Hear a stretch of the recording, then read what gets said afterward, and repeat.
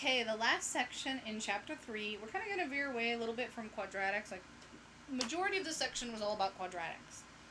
In the last section, we're going to talk about graphs a little more, and specifically on transformations of graphs. So we're going to look at how graphs transform vertical, horizontal shifts, are usually the easy shifts.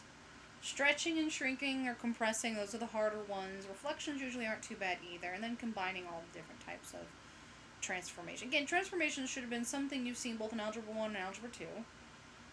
So we'll stick to some of our basic graphs, our x squared, our absolute value function, the simple square root function, and those will be the ones that we'll be doing most of our transformations on.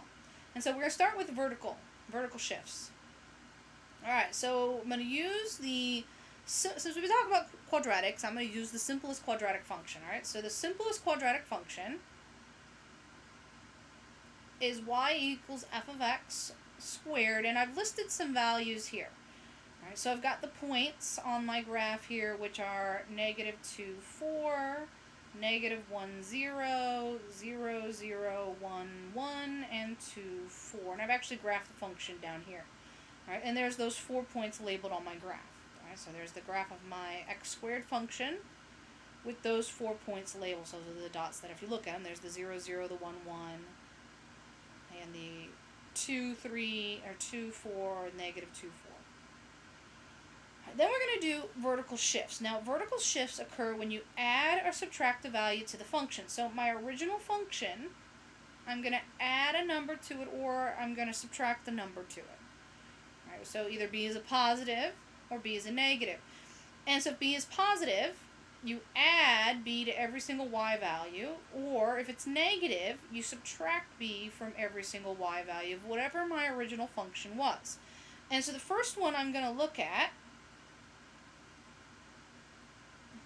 which again, they kind of got caught up here.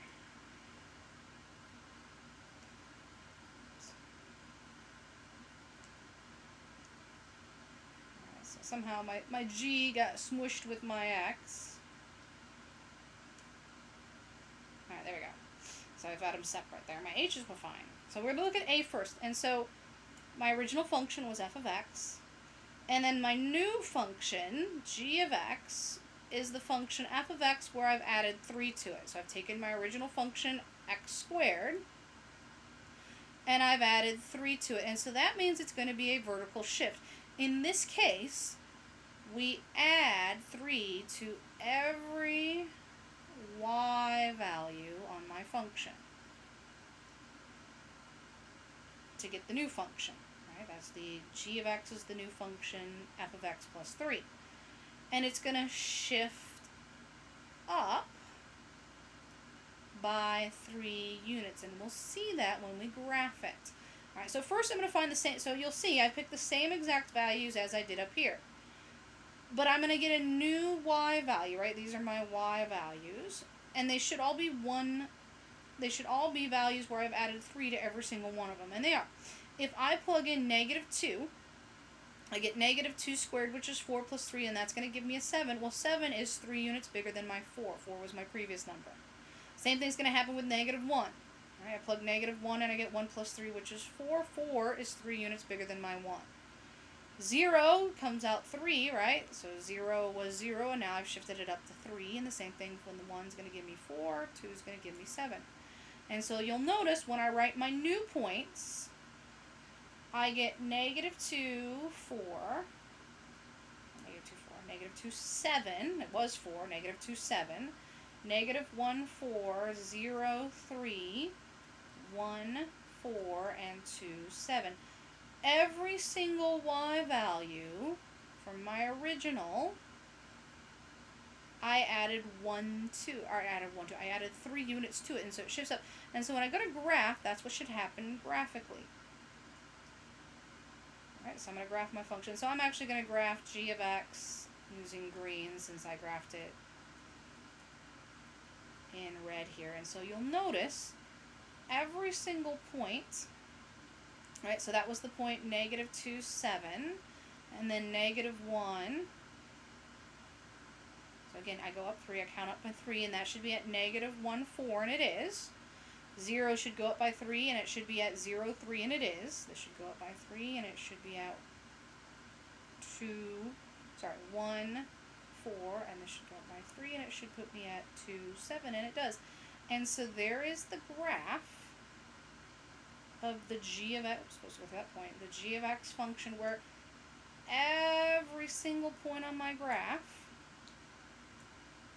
got shifted up 3 units. If you look at it, every single point went up by 3 units. So it shifts up. Every point on the graph gets shifted up. And again, that should make sense. Typically, vertical shifts are pretty easy. Alright, now the negative version. Alright, so now I'm going to look here at h of x. So h of x I'm going to do in red. It's x squared minus 4. And so this time, since it's a minus 4, every single x value should be, every single y value should be subtracted by 4. Right? And it is. If I plug my x values in, the same x values I used before, these should all be 4 units smaller.